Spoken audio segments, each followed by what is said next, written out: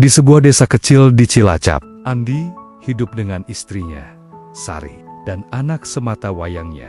Hidupnya sebagai buruh harian penuh perlindungan. Terkadang ada pekerjaan, tapi lebih sering tidak, karena menumpuk, kebutuhan rumah tangga tak pernah cukup. Di desa lain di Jawa Timur, Dewi menderita penderitaan serupa. Suaminya, Budi, hanyalah buruh tani yang penghasilannya tidak seberapa. Dengan dua anak yang masih kecil, Dewi sering menangis di malam hari, memikirkan bagaimana harus Bert. Ketika mendengar cerita tentang teman-teman yang sukses menjadi TKI di Korea, mereka curiga. Meski biaya keberangkatan besar, mereka rela menghabiskan demi masa depan yang lebih baik. Tanpa berpikir panjang, Andi dan Dewi memutuskan berangkat, meninggalkan keluarga dengan janji bahwa mereka akan pulang membawa keberuntungan. Setelah melalui proses panjang dan menguras biaya besar, akhirnya Andi dan Dewi tiba di Korea Selatan. Mereka tak bisa langsung bekerja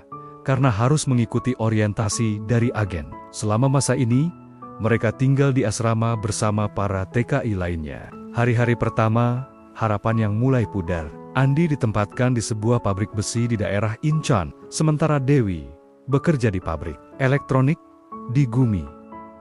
Keduanya berada di kota yang berbeda, tetapi nasib mereka sama. Kerja keras dengan tekanan tinggi di pabrik besi.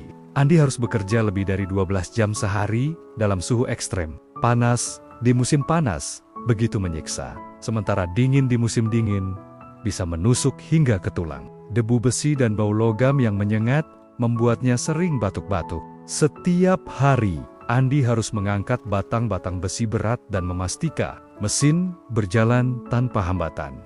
Bosnya, seorang pria Korea yang keras dan disiplin, selalu mengawasi dengan ketat. Sedikit saja kesalahan, akan ada teriakan dan hukuman lembur tanpa bayaran. Sementara itu, Dewi menghadapi tantangan berbeda. Pabrik elektronik tempatnya bekerja mengharuskannya berdiri selama berjam-jam, menyolder komponen kecil dengan tangan telanjang. Matanya sering perih karena terkena asap solder, dan jarinya penuh luka akibat kesalahan kecil.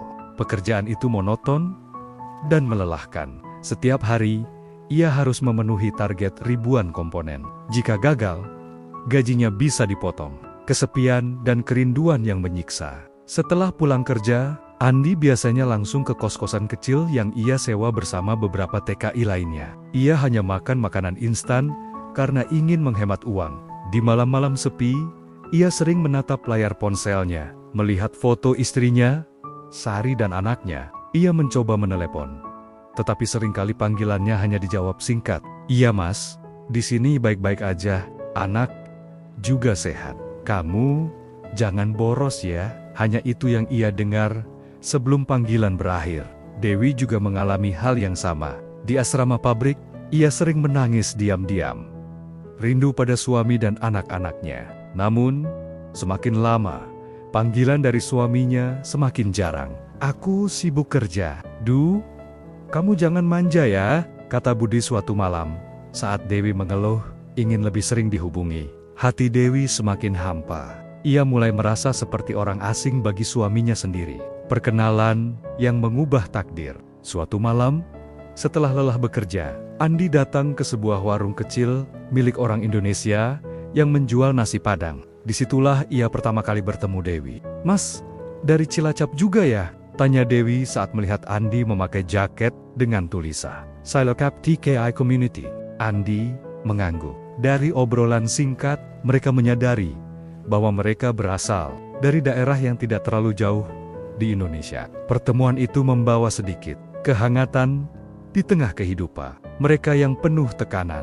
Sejak saat itu, mereka sering bertemu di akhir pekan, berbagi cerita tentang kesulitan di pabrik, keluhan tentang bos Korea yang galak, dan tentu saja rasa rindu pada keluarga. Lama-kelamaan, pertemuan mereka menjadi kebiasaan. Andi dan Dewi menemukan kenyamanan dalam kebersamaan mereka. Namun, mereka tidak sadar bahwa kebersamaan itu perlahan berubah menjadi sesuatu yang lebih dari sekadar pertemanan. Sesuatu yang akan menghancurkan kehidupan mereka selamanya. Awalnya, pertemuan Andi dan Dewi hanya sebatas teman sesama. TKI.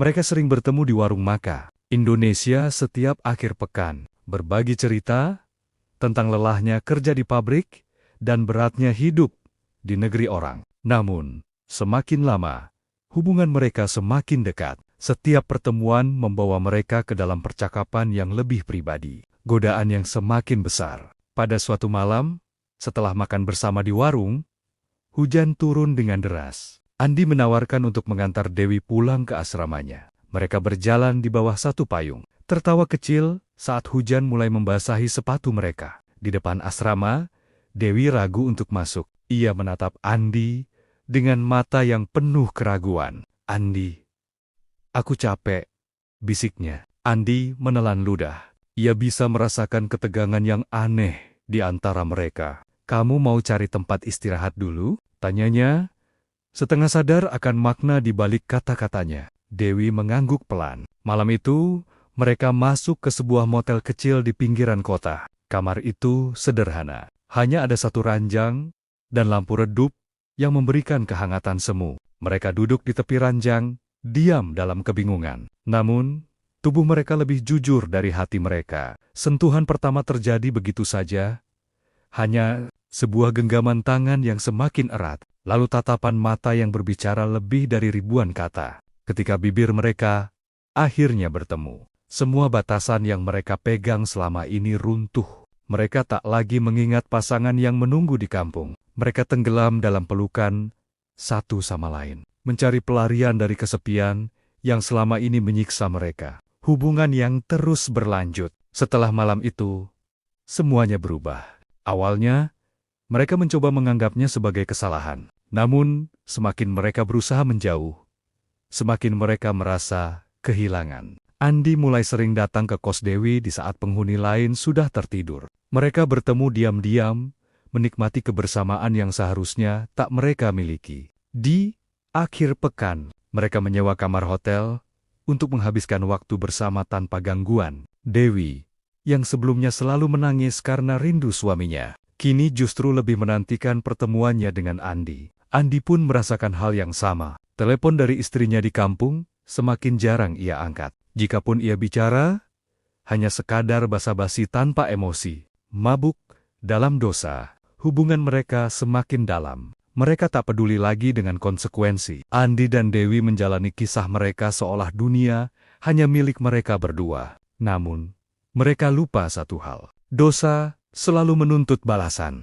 dan tak butuh waktu lama sampai balasan itu datang. Dalam bentuk yang paling mengerikan, kehamilan Dewi. Dewi duduk termenung di kamar sempitnya, menatap tespek di tangannya. 2 garis merah terlihat jelas, mengabarkan kabar yang paling ia takuti ia hamil. Tangannya gemetar, dadanya sesak, dan air mata mulai mengalir tanpa bisa ia tahan. Tidak, ini tidak mungkin. Ini tidak boleh terjadi. Dengan tangan dingin, Dewi merogoh ponselnya dan menghubungi Andi.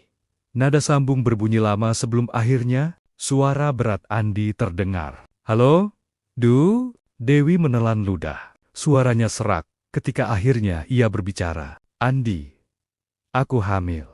Hening. Tidak ada jawaban dari seberang. Hanya napas berat Andi yang terdengar. Waktu seakan berhenti. "Kamu?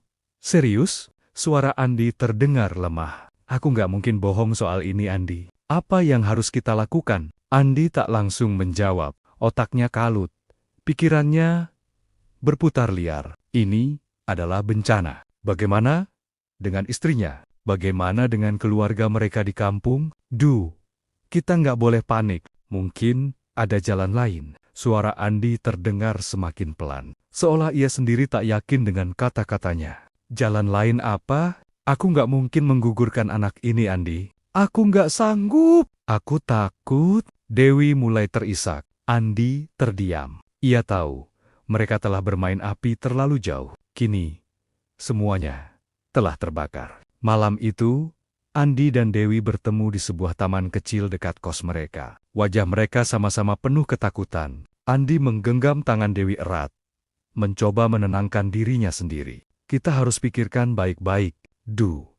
Kalau kita pulang ke Indonesia, Bagaimana cara kita menjelaskan ini? Dewi menggeleng lemah. Aku nggak tahu, Andi. Aku benar-benar nggak tahu. Beberapa hari berikutnya, mereka mencoba mencari solusi. Beberapa teman menyarankan untuk menggugurkan, tetapi Dewi tak sanggup. Ia merasa itu adalah dosa yang lebih besar lagi. Sementara waktu terus berjalan, perut Dewi mulai membesar. Ia semakin sulit menyembunyikannya. Rekan-rekan kerja mulai memperhatikan perubahan tubuhnya, dan bisik-bisik mulai terdengar. Tak ada pilihan lain. Waktu kontrak kerja mereka hampir habis, dan mereka harus pulang ke Indonesia. Di dalam pesawat menuju Jakarta, Dewi tak henti-hentinya menangis. Andi duduk di sebelahnya, diam dengan wajah muram. Mereka berdua tahu, begitu kaki mereka menginjak tanah kelahiran, hidup mereka tak akan pernah sama lagi. Pesawat yang membawa Andi dan Dewi dari Korea akhirnya mendarat di Bandara Soekarno-Hatta. Suara pengumuman mendarat menggema di kabin. Tetapi keduanya tetap diam, tenggelam dalam pikiran masing-masing. Hati mereka berat, bukan karena meninggalkan negeri orang, tetapi karena harus menghadapi kenyataan di kampung halaman. Di pintu kedatangan, keluarga mereka sudah menunggu. Istri Andi, Sari, berdiri dengan wajah penuh harap, bersama anak mereka yang semakin besar. Suami Dewi, Budi, juga hadir, membawa dua anak mereka yang terlihat antusias, menunggu kepulangan ibunya. Namun, begitu Dewi turun dari pesawat, wajah-wajah itu berubah. Matanya yang sembab dan perutnya yang mulai terlihat membesar tak bisa disembunyikan. Budi langsung mengerutkan kening, sementara Sari menatap Andi dengan penuh tanya. "Kamu kenapa, Do? Kok kelihatan beda?" tanya Budi, curiga. Dewi tergagap. Ia mencoba menahan tangisnya. Sementara itu, Andi berusaha bersikap normal. Tetapi rasa gelisah terus menghantui pikirannya. Mereka akhirnya pulang ke rumah masing-masing. Namun, ketenangan hanya berlangsung sebentar. Beberapa hari setelah kepulangan mereka, gosip mulai beredar di kampung. Dewi hamil, padahal baru pulang dari Korea. Kok bisa? Bisikan-bisikan itu sampai ke telinga Budi. Rasa curiga semakin besar. Ia mulai memperhitungkan waktu. Sudah hampir 6 bulan sejak terakhir ia bersama istrinya. Sementara perut Dewi sudah mulai tampak membesar. Budi akhirnya mengonfrontasi Dewi di dalam rumah mereka. Jawab, "Du, ini anak siapa? Aku terakhir sama kamu sebelum kamu berangkat." Jangan-jangan Dewi menangis. Ia mencoba menghindari tatapan suaminya. Namun, tekanan semakin besar. "Dewi, aku suami kamu. Katakan yang sebenarnya." Budi membentak, membuat anak-anak mereka menangis ketakutan. Dewi akhirnya tak sanggup lagi menahan rahasia ini. Dengan suara bergetar, ia berkata, "Maaf Mas, aku salah. Aku hamil anak orang lain." Budi terduduk lemas. Wajahnya memerah, napasnya memburu, emosinya meledak. Siapa? Siapa laki-laki brengsek itu? Sementara itu, di rumah Andi, keadaan tak jauh berbeda. Sari telah mendengar gosip yang beredar di kampung. Dengan hati yang hancur, ia menghadap Andi di dalam kamar. "Andi, bilang sama aku kalau ini semua nggak benar. Bilang kalau kamu nggak selingkuh di Korea." Suara Sari gemetar, penuh harapan terakhir. Andi tak bisa menjawab. Ia menundukkan kepala. Tubuhnya gemetar. "Kamu benar-benar tega, Andi. Aku setia nunggu kamu, ngurus anak kita sendirian. Dan kamu malah khianatin aku. Aku ini istri kamu." Air mata Sari mengalir deras. Tapi bukan hanya tangis kesedihan. Ada amarah, ada kekecewaan yang mendalam. "Aku minta maaf, Sar. Aku khilaf." Tamparan keras mendarat di pipi Andi. "Khilaf?" Suara Sari pecah. "Khilaf itu sekali, Andi. Bukan sampai bikin anak sama perempuan lain." Hari itu, dua rumah tangga yang dulu penuh harapan hancur berkeping-keping. Budi menceraikan Dewi.